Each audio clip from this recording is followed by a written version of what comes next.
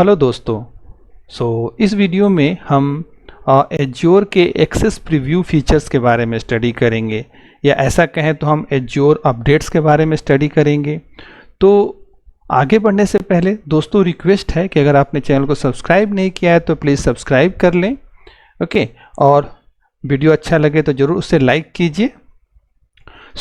Access preview features, इसमें आगे बढ़ने से पहले मैं एक बात और कहूँगा कि जैसे कि जो भी सर्विसेज होती हैं जो कि आपको एज्योर पोर्टल पे मिलती हैं, किसी किसी सर्विस के बगल में प्रीव्यू लिखा रहता है।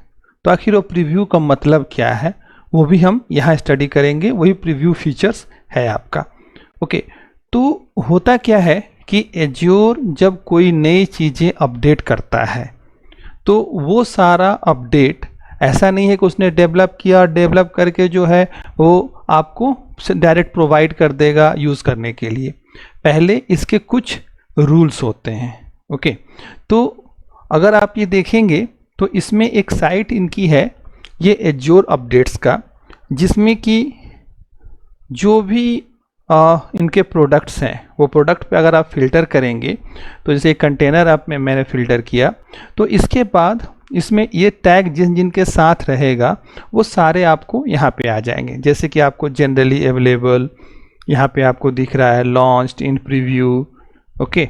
और इसके बाद इसमें जो है आपको और भी दिखेगा, जैसे कि हम आगे बढ़ते हैं पब्लिक प्रीव्यू, ओके। तो आखिर जनरली अवेलेबल पब्लिक प्रीव्यू ये क्या होता है, पहले इसे हम समझते हैं, उसके बाद हम आगे चलते हैं, ओके।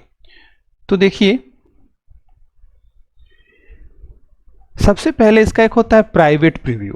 अगर माइक्रोसॉफ्ट कोई प्रोडक्ट डेवलप करती है तो डेवलप करने के बाद वो क्या करती है कि उसको इनिशियल टेस्टिंग में डालती है, और वो डेवलपमेंट फेज की टेस्टिंग हम कह सकते हैं, जिसमें कि कुछ लिमिटेड नंबर ऑफ यूजर्स होंगे जो कि उस नए फीचर्स को यूज़ करेंगे। तो आइदर मान लिया जाए कि वो अपने कंपनी या जो अपने सबऑर्डिनेट्स हैं, ठीक है, या कुछ और अलग थर्ड पार्टी के थ्रू भी वो क्या कर सकती है कि उनको वो टेस्ट करा सकती है उन फीचर्स को। तो उन फीचर्स को टेस्ट करने के बाद, चूंकि ये अवेलेबल पब्लिकली नहीं होता है, लिमिटेड लोगों के साथ होता है, इसलिए इसको प्राइवेट प्रीव्यू कहा जाता है, ओके।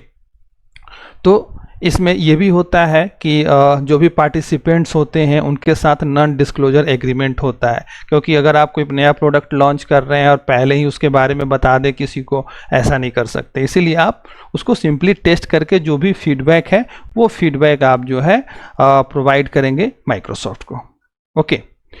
इसलिए ये लार्ज नंबर ऑफ ग्रुप नहीं हो करके मतलब लिमिटेड लोगों का होता है, उसको प्राइवेट प्रीव्यू कहते हैं।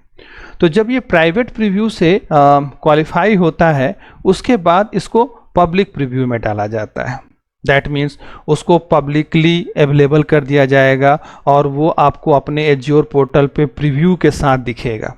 तो जब ये प्रीव्यू के साथ दिखेगा तो उस केस में अब कोई भी उसको टेस्ट कर सकता है, लेकिन जो प्रीव्यू वाला जो होता है उसको कहा जाता है कि यह नॉन प्रोडक्शन इन्वायरमेंट के लिए है। कभी भी उस पर हम प्रोडक्शन का डेवलप करके डिप्लॉय नहीं कर सकते, ओके। तो प्रीव्यू फीचर्स केवल नॉन प्रोडक्शन इन्वायरमेंट के लिए होता है। आप उस चीज़ को टेस्ट कर सकते हैं, उस पर स्टडी कर सकते हैं, उसमें अगर कोई फीडबैक हो तो आप अपने फीडबैक जो है फीडबैक के थ्रू प्रोवाइड कर सकते हैं, जो इसका फीडबैक आइकन होता है, ओके। तो ये फीडबैक कलेक्ट करता है माइक्रोसॉफ्ट सबसे, और फिर उसके अकॉर्डिंग फिर से वो उसको रिवाइज करके उसका अगला वर्जन लॉन्च करता है, ओके। तो ये आपका पब्लिक प्रीव्यू होता है, और फाइनली पब्लिक प्रीव्यू से क्वालिफाई होने के बाद इसको जनरल अवेलेबिलिटी मतलब कि लॉन्च कर दिया जाता है कि अब इसे कोई भी जो है क्या करे कि उस प्रोडक्ट को प्रोडक्शन के लिए भी यूज़ कर सकता है, अपना टेस्टिंग कर सकता है, ठीक है। तो मतलब ये फाइनल वर्जन होता है। तो याद रखिएगा 3 फेज होता है, ठीक है, प्राइवेट प्रीव्यू, पब्लिक प्रीव्यू और जनरल अवेलेबिलिटी, ओके। अब इसमें अगर कुछ और आप देखेंगे तो एक मैं ये दिखा दूँ आपको, ये छोटा सा मतलब कि अगर चीट शीट हम कहते हैं तो चीट शीट ये इसका ये है कि private preview limited to certain users for initial feedback, public preview open for all users to test with the possibility of no charge, okay, कोई चार्ज नहीं लगेगा। और जनरल अवेलेबिलिटी होता है कि fully supported release ready for production use, okay. तो ये 3 आपके रिलीज के स्टेजेज हैं, ओके।